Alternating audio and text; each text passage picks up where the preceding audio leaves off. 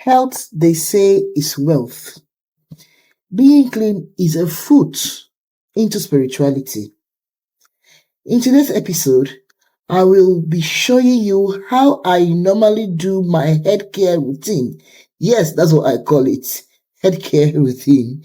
And also discuss the art of feminine hygiene, which most people don't talk about. Let me reintroduce myself. My name is Noelum, and I'm a nurse practicing in the UK. I'm also an entrepreneur and a content creator.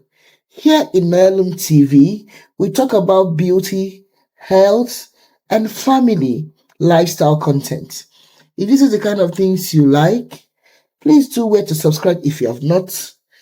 Don't forget to hit the bell notification so that you'll be informed whenever I post a new video. And do give me a thumbs up as well. Hi guys, so the first point I will be making today on feminine hygiene is washing up regularly. Okay, washing regularly. So I came to a country where people don't really bother taking their bath. Come taking to a country where people feel, oh, because it's cold, I can do away with not taking a bath. Okay, fine. If you don't want to take a bath, that's okay, but please do wash up, okay? For yourself and for the environment, to keep the environmental order. Okay, that is particular thing I always tell people. You must not use tissue to clean up as a woman, and use water. And if water is too messy, there are beautiful wipes that are 99.9% water-based. All those water-based wipes, you can use them. That is what I use myself. So please wash up. Also make sure that you don't dodge. What do I mean by dodge is people who feel that they are so clean enough to put their hands inside their vagina and start cleaning for Africa. Please don't clean like that, okay? Don't do it. Why? Because the vagina has a particular pH that is okay for it. It is self-cleansing, so you don't need to do what help it and clean. Just wash the vulva area. The vulva area is the outside area, like you can see in the television. Just the outside area. Wash, clean up the outside area, and you're okay. If you feel that you are so dirty and you need to use some kind of soap, let it be a very mild, unscented soaps. You don't have to use your bleaching soap here, please, or your ventilated soap. It will simply disrupt the normal pH of your vagina, of your private area. And what will happen? Some people will start coming down with itching. Wondering what happened. Am I having toilet infection? No, it's because of that scented soap you use, because of that chemical soap you use, because of that scented wipes you use to clean up. The only thing that you're supposed to be using is a water-based product. I would even advise, if you don't have, maybe what you're using is a strong soap, please don't even use toilet soap very close to your vagina, because it can cause a lot of problem. It can even predispose to some kind of cervical cancer or anything. Alright? Okay. So the next point is also wiping clean correctly. Remember to wipe from front to back. Okay? Wipe from front to back. Reason being that when you wipe from back to front, what you do is all those microorganisms that is in your anal area, you bring them to the vagina area. So if you're cleaning, please clean from front to back. Okay, it's very important. Then if you feel that you don't want to clean from front to back because your hand is not too long enough to go inside and clean to the back, okay, clean bottom, divide it into two. Clean the front area and clean the back area. Or make sure that you first of all clean the back area so that the back area is clean enough. Then now clean the front. Very important. So that you don't bring your yama and put inside. Okay? Okay. The third point is choosing your product correctly. Okay? Choose your product correctly, especially during menstruation. Right? You cannot be having heavy flow and you're using normal one. As a woman, no. Because what is going to happen is that it will get full, and sometimes because you don't want to go and change, or you're looking at they say that it's 4 hours, it will get full, it will stain you, and you'll be uncomfortable. Sometimes it can start smelling. So use the appropriate tampons, appropriate pads according to your requirement. If you require heavy flow, get a pad that is going to hold you for heavy flow. If it's normal flow, get the one for normal flow. If it is anyhow that is designed for you, make sure you get the appropriate product for yourself. You can't say, oh, because my friend is using this one, I have to use it. No, find out what you need, what you have. As a woman, you buy it according to your needs. The fourth point I will be making here, which is very important, is avoiding irritants. It also boils back to that first point I made earlier, if you can remember. Please use soaps that are mild soaps. Avoid irritants. You don't have any business to use very harsh products like methylated soaps, heavily scented soaps, or anything, because it's going to be irritating to your skin. And especially when you now take it to your anal area or to your nether regions, it becomes a problem. You will present yourself to a lot of medical issues. So please, my darlings, avoid irritants or something that don't irritate your skin, don't irritate your private area.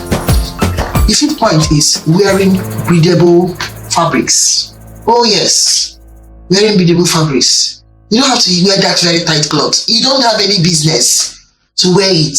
The trouser is too tight. There is no entering your bum. So my sister, what is that one for fashion? You put on, some people will say, oh, pain is beauty. It's not true. Anyway, everybody has their own definition of beauty. Okay? From a nurse's perspective, I think comfort should be beauty. You should be comfortable with the clothes that you're wearing, because it allows air penetrates your body, and it also reduce the breeding of microorganisms. Don't you know that a moist environment or an airtight environment gives a particular room microorganisms start growing? The sixth point I'm going to be making is to practice good menstrual hygiene. Okay? I said good menstrual hygiene. I talked about something similar to this particular point earlier, which is when I talked about choosing the appropriate products that you need during menstruation. Now, practice good menstrual hygiene. Remember to change your products frequently. Some people will put it and it will be smelling. You don't have any business as a woman, you being in your during your menses, and someone beside you will see that you are menstruating. No. You don't have to do that. No. Change your tampons regularly, change your pads regularly, at least 4 to 6 hours, maximum 6 hours. I don't even know why you're going to get a pads for 6 hours. Why now? What's happen? If you cannot afford pads, you can get nice material, cotton materials that you can fold and reuse them.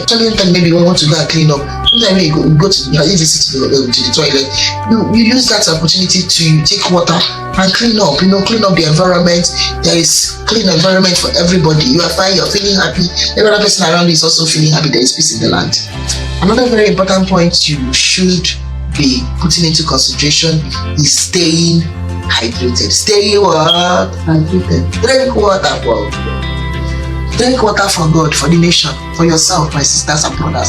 Very important. Please drink water. Water is so important that even your vagina, as a woman, needs water for self-cleansing. Don't you know that when you produce water, when you're taking water, every part of your body starts becoming nourished, hydrated. Yeah, you have the vagina to self-cleanse themselves. When you're dehydrated, everywhere becomes a problem, everywhere becomes acidic. There is no good excretion, everybody suffers, okay? So stay hydrated. The 8th point I'm going to make, which is a very good point, is maintain a balanced diet. Whether you're in childbearing age or you're not in a childbearing age, it's always good for you to maintain your balanced meal. Remember, let me tell you the truth, the food you eat actually makes you, it will reflect in your feminine hygiene. I'm encouraging you guys, Jerry, to invest in eating balanced. Another point that I'm going to make, which is very important, is oral hygiene. I cannot overemphasize it. Oral hygiene is very important. I don't even know why it's not part of the first point I made. Oral hygiene is also important that as a woman, you need to do what? Clean your mouth very well. You go buy a good toothpaste, fluoride or calcium-packed toothpaste. After brushing your mouth, also invest in doing what? Tongue scrapers. Try to brush at least 2 minutes. For 2 minutes, that is the recommended time for you to brush. After brushing also, look at your tongue. Take your time to brush it so you can turn pink. But most of the time, this is where the bacteria are hiding. You cannot be a woman and you talk and people will run away. Another point you should make, and I'm going to make, which is off the record, is use good deodorants. As a woman, you're producing a lot of, a lot of perspiration. And this perspiration is coming out. We as ourselves, we don't have good smell. I know that some of these things are now expensive, but please make it a priority as a woman to buy those things for yourself. The basic toiletries, invest in wearing clean clothes. Your clothes should be clean. Please, for the nation, for the fact, I think I'm not even numbering it again. Make sure that your undies are clean. Wash them. Your bra especially. What if you don't wash their bra? How can you be wearing bra? You're wearing bra for 1 week, for 2 months. How about now? The bra is screaming for Christ. The way you remove your pants, you remove your bra like that. The most you can wear bra in a week should be 3 times a week. More than 3 times I feel is too much. 3 times a week. Because let me tell you, for you to have odor, you can use the most expensive perfume, and your undies are dirty, and you wear them. Even if you spend the perfume will mix with the odor and give another pungent smell. You won't even know. You won't even know. Wash your undies. Wear the right cup, bra, and pants. It makes you look put together as a woman. Okay, wear the right fabrics.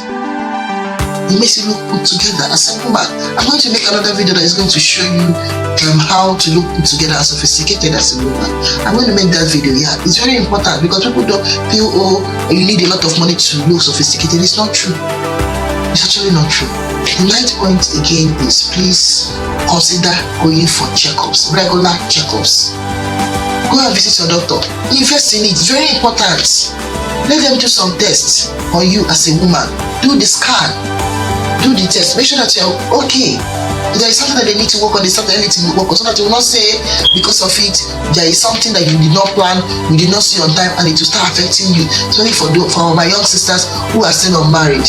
Please make out time to visit the doctor. Do checkups.